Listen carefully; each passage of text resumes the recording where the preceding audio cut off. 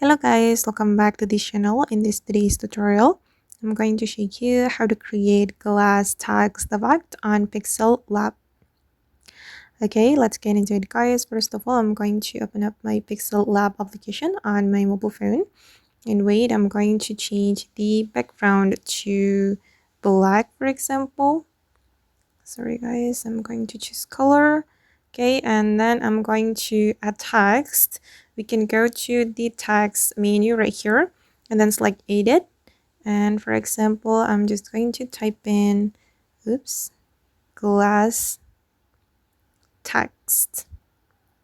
Okay, click on the OK button and I'm going to change the font.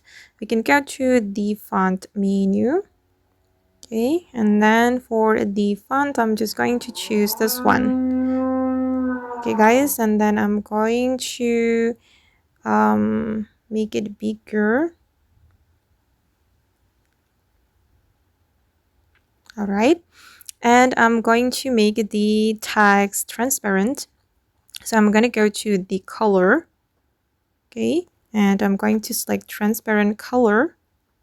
Okay, and I'm going to go to the outline or stroke, and I'm going to enable stroke, and I'm going to apply the white color for the stroke. Okay, and to create glass effect, we're going to go to the inner shadow, enable the inner shadow, and then you're going to apply white.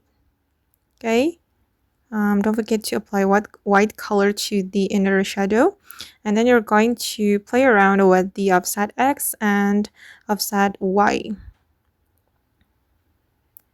Okay, you can play around like this until you get the glass effect for your text. Okay, I think it looks good, and I'm going to click on the check mark. Okay, and this is the final result, guys. As you can see that the glass text effect has been created.